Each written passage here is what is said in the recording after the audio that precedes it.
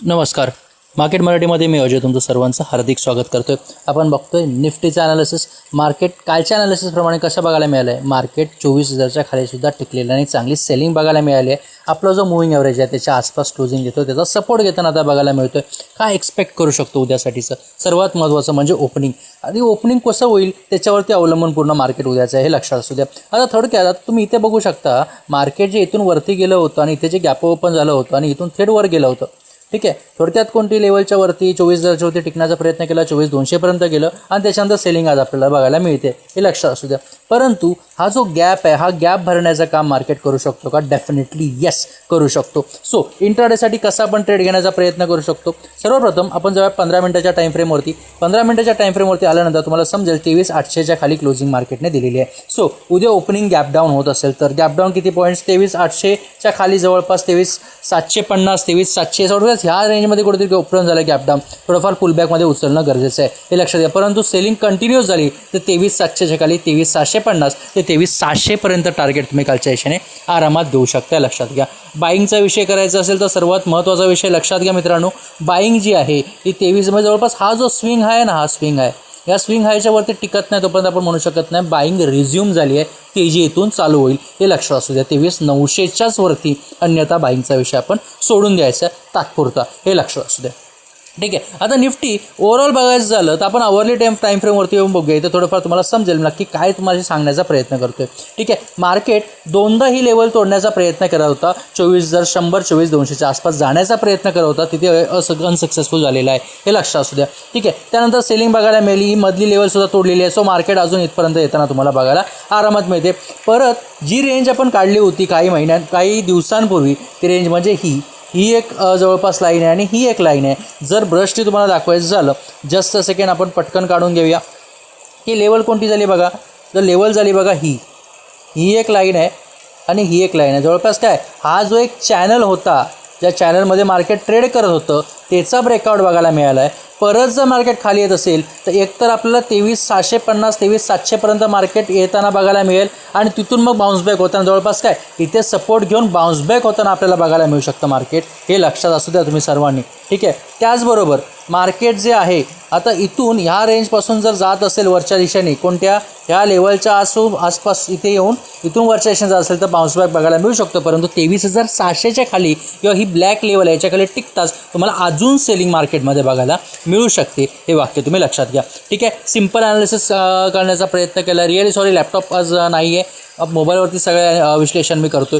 ठीक आहे, इथून आपण थेट जाऊया स्टॉकच्या ॲनालिसिसकडे. आता स्टॉकचं म्हटलात तर लक्षात घ्या, आयशर मोटर्स सर्वप्रथम एक स्टॉक आपण बघूयात काय करतोय सध्या. जवळपास ह्याच्यामध्ये सुद्धा आपल्याला सेलिंग चांगल्या प्रकारे बघायला मिळालेली आहे. ठीक आहे, सो परत मार्केट खाली येऊ शकतं का? निगेटिव्ह कॅन्डल बघायला मिळाला, त्याच्यावरती सुद्धा जाण्याचा प्रयत्न केला होता पण इनडिसिजन बघायला मिळालं, हे लक्षात घ्या. एक निगेटिव्ह पॅटर्न बघायला मिळतो टॉपला. सर्वात महत्त्वाचा विषय म्हणजे आजच्या कॅन्डलचा लो जर उद्या तोडत असेल, मार्केट खाली येत असेल तर 7,560च्या खाली सेल करू शकता. परंतु मार्केट जर 7,500च्या खाली जर होल्ड करत असेल तर डेफिनेटली गॅप डाऊन ओपन होऊन तिथून तुम्ही डेफिनेटली सेल करू शकता. थोडीफार मुवमेंट खालच्या दिशेने अजून बघायला मिळू शकते. कमिंग्स इंडिया काय झालं आहे बघा, सेलर्सनी जो उचलला होता आणि क्लोज दिली होती ह्या लेवलच्या आसपास. ठीक आहे, काय एक्सपेक्ट करू शकतो? आज काय झालं आहे, तोडण्याचा प्रयत्न केला आहे कोणत्या आदल्या दिवसाच्या कॅन्डलचा हाय, पण अनसक्सेसफुल झालेला आहे हा स्टॉक, हे लक्षात असू द्या. काय एक्सपेक्ट करू शकता? लो तुटला तर सेलर्स ओव्हरपॉवर केलेले आहेत. सो मार्केटमध्ये सेलिंग एक्सपेक्टेड आहे. उद्या जर सेलिंगच्या दृष्टिकोनातून हा शेअर तुम्हाला बघायला मिळत असेल तर डेफिनेटली सेल करू शकता. आणि रेंजेस म्हटला सेलिंगच्या तर सर्वात महत्त्वाचा विषय म्हणजे कोणता, जर हा लो तोडत असेल 5,720 किंवा 5,715च्या खाली डेफिनेटली सेल करू शकता. आणि एक निगेटिव्ह पॅटर्नसुद्धा 15 मिनिटावरती बघायला मिळतो आहे. कोणता आहे तो कमेंट बॉक्समध्ये सांगू शकता. HDFC लाईफचं काय करूया, just a second. Okay, HDFC life चांगली सेलिंग बघायला मिळाली आहे. मार्केट थोडंफार कन्सोल्टेशन फेजमध्ये होतं आणि त्याच्यानंतर जवळपास तुम्हाला ही सेलिंग बघायला मिळालेली आहे. काय एक्सपेक्ट करू शकता 15 मिनिटावरतीच आपण बघूया. सर्वात महत्त्वाचा विषय म्हणजे आत्ता ज्या लेवलला सपोर्ट घेतात ती लेवल तोडणं गरजेचं आहे 594च्या खाली. लक्षात घ्या, सेलिंग जर असेल जर इंट्राडेला तुम्हाला स्टॉक सेल करायचा असेल तर 594च्या खाली होल्ड करू द्या, मग सेल करा. परंतु जर तुम्हाला थोडंफार एक सेफ झोनला ट्रेड करायचं असेल तर 590 591च्या खाली सेल करू शकता. गॅप डाऊन ओपन झालं त्या रेंजच्या खाली सेल करत असेल टिकत असेल तर डेफिनेटली सेल करू शकता.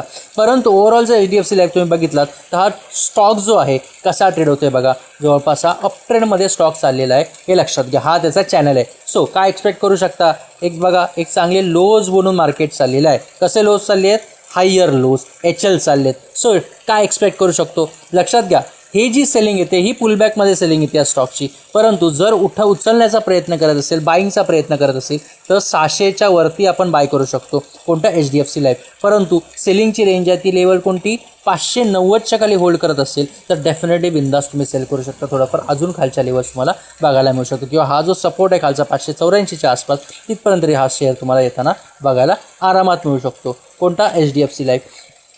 अल्केम लॅबचा काय झालं आहे, गॅप अप ओपन झाला, मुवमेंटवरती जाण्याचा प्रयत्न केला, आज सेलिंग तुम्हाला बघायला मिळालेली आहे.